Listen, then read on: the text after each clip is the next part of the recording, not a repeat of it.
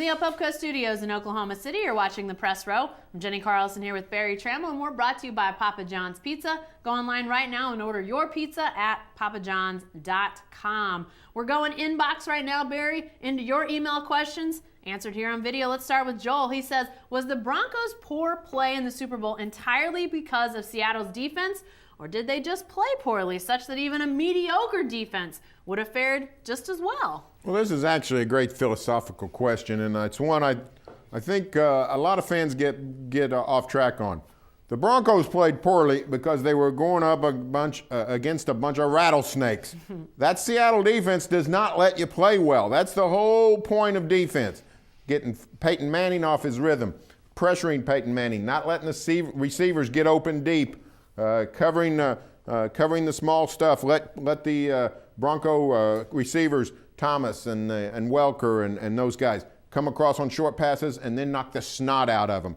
That's how you make an offense look bad. Denver looked poor because of Seattle's defense. Yeah, and I think that the Broncos, maybe one sort of weakness offensively, played right into Seattle's hands, in that, Peyton Manning can still throw it deep on occasion, but he's not going to stretch defenses like he used to. And so that just brought all of those defenders right up onto the line of scrimmage.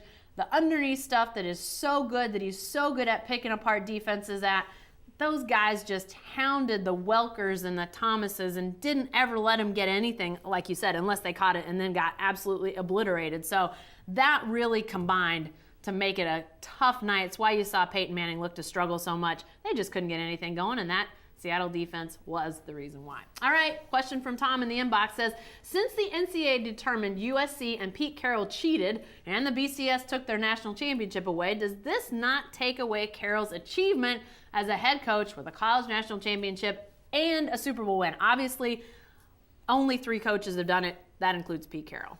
No, does not take it away. Does not take away Carroll's accomplishment. I don't go for that vacating of titles and victories. They sold tickets, they televised the game, they kept score, somebody won.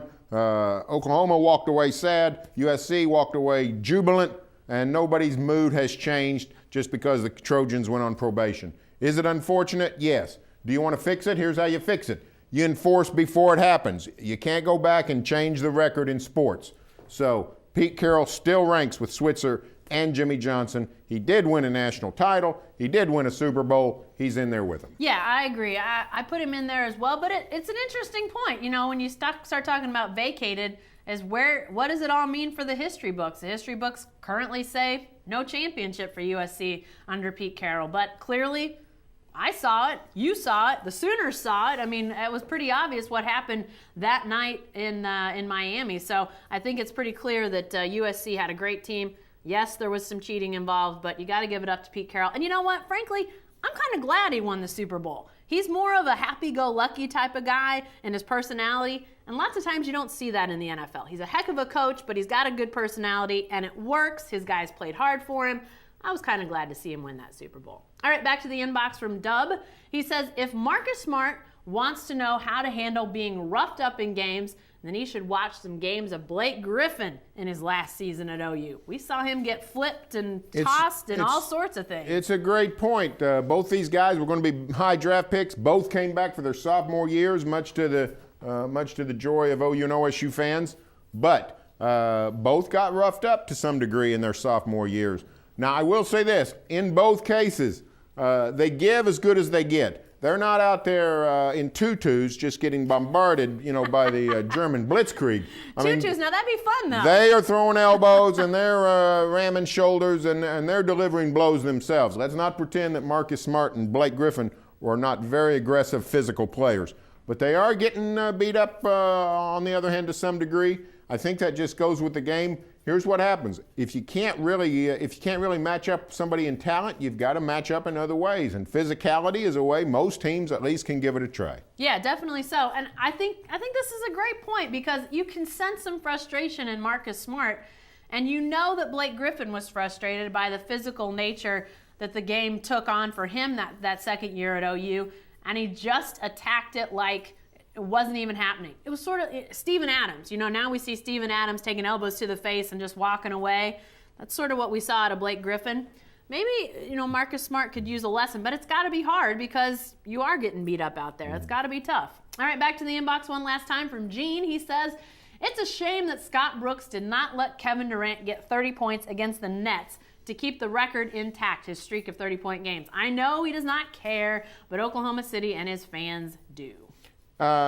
It's a shame he didn't get it. However, Scotty made the right move. You can't go letting a superstar play in the garbage time just for some kind of statistical level, just for some kind of point production. I thought Scott made the right move. If Kevin Durant turns an ankle in the last 30 seconds of the game, or if he wrenches a knee while trying to get off a shot to get to 30 points, then what have you done? It's a terrible, I think, move to try to go for statistical establishments.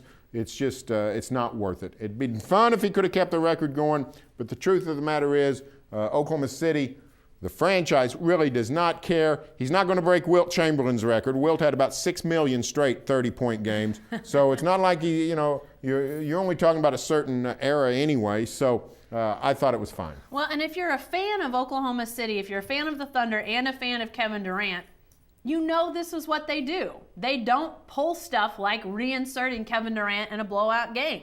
That's not in their makeup. They don't do that. So if you're a fan, one of the reasons you probably love this team and that particular player is how they do their business, how they conduct themselves. Well, this is just an extension of that. And yeah, it would have been fun to see him score 30 points, take that streak maybe into the All-Star break and see where it could have gone after that. But if you love this team and you love Kevin Durant, part of the reason is because of how they do business. And that was a reflection of that right there. Hey, be sure to stay with the best coverage team anywhere at newsok.com and every day in the Oklahoman.